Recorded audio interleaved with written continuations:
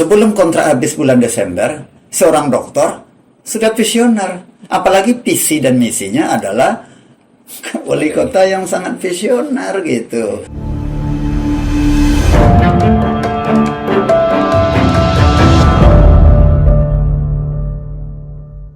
Smart City.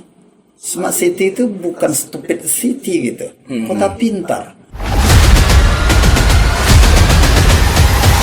Pekanbaru yang kini telah menjelma menjadi sebuah kota besar, bahkan jika dilihat dari jumlah penduduknya sudah masuk kategori kota metropolitan.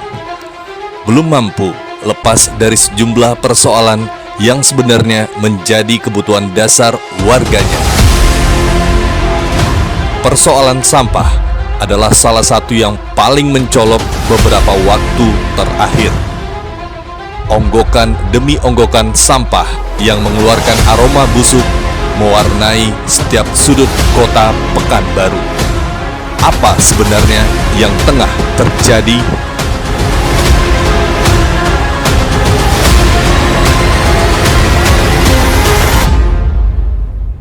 Assalamualaikum warahmatullahi wabarakatuh. Selamat siang.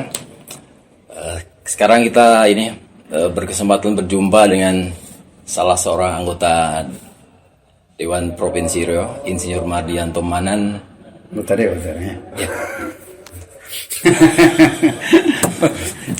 Masih tentang ini Bang, tata kelola Kota Pekanbaru Bang. Ya. Kenapa tata kelola Pekanbaru? Ya ini kayaknya. Ini boleh buka lah mungkin. Boleh Bang. Nah, buka, ya. Jadi masih kebutuhan dasarnya masih belum terpenuhi juga nih Bang. Yang berkaitan dengan tata kelola misalnya sampah, listrik. Kira-kira seperti itu Bang. Ya. Ya, yang namanya kota, apalagi kota yang sedang kalau saya orang katakan sudah Pekanbaru sudah kota metropolitan, tapi saya melihat masih kota berkembang gitu. Berkembang yang baru mulai muncul ke hadapan halayak ramai dari kota besar dulu menjadi kota metropolitan. Karena konsep kita itu kota metropolitan itu adalah kota yang sudah melebihi jumlah penduduknya di atas 1 juta jiwa, itu dinobatkan dia sebagai kota metropolitan. Tapi di bawah 1 juta sampai 500 itu namanya kota besar. Kita sudah lepas kota besar. Posisi hari ini jumlah penduduk kota Pekanbaru itu ada 1,2 juta jiwa. Artinya Pekanbaru sudah menjadi kota metropolitan.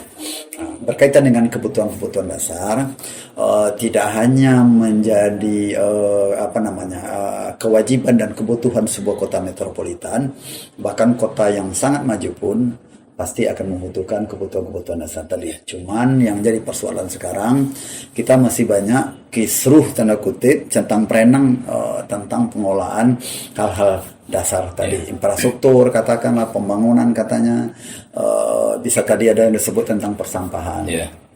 Mungkin perlu kita bahas satu-satu mungkin karena terlalu banyak kota perkotaan. Katakanlah misalnya kita bahas tentang persampahan. Tentang persampahan itu adalah suatu suatu benda yang selalu ada, yang selalu lahir selagi manusia hidup di sana.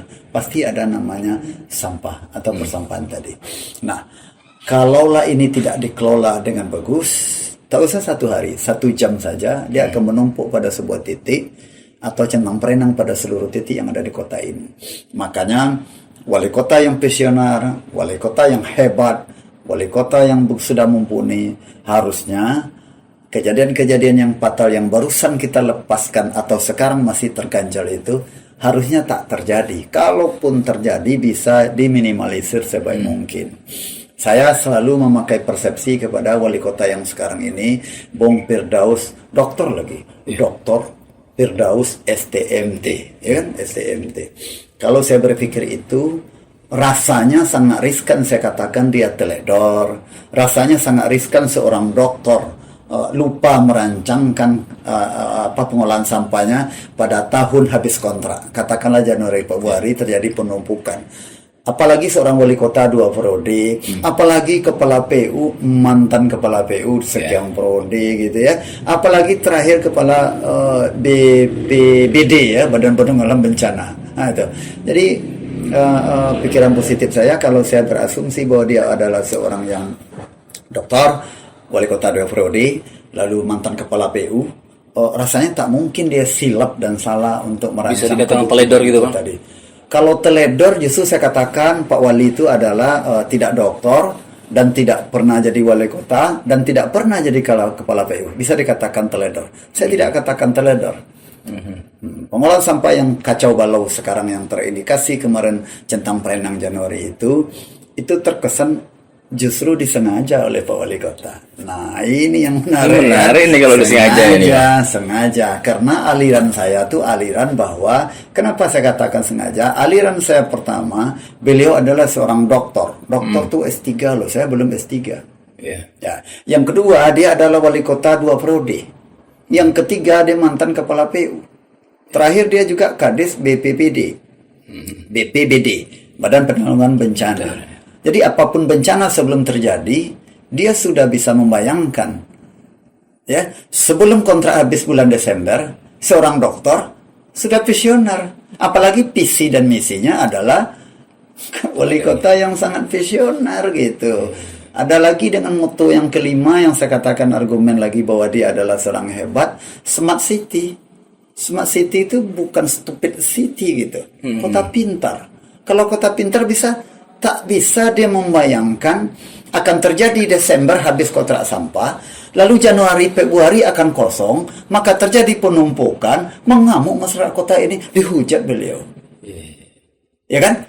Tak mungkin dia tidak bisa memikirkan seorang dokter dengan latar belakang saya semua. Makanya saya bilang ini sengaja diadakan oleh beliau, disengaja oleh Pak Wali Kota, karena dia seorang visioner. Visioner itu berpikir 20 tahun ke depan.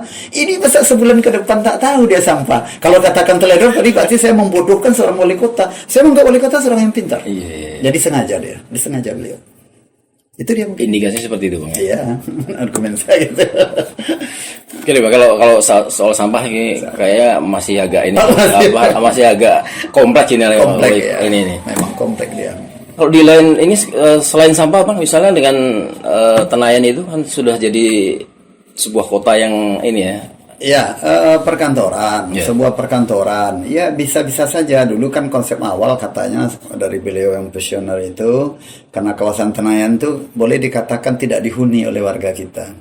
Pada masa lalu kawasan Tenayan, apalagi Kulim sekitarnya ke atas itu, cenderung tempat orang nanam ubi kayu.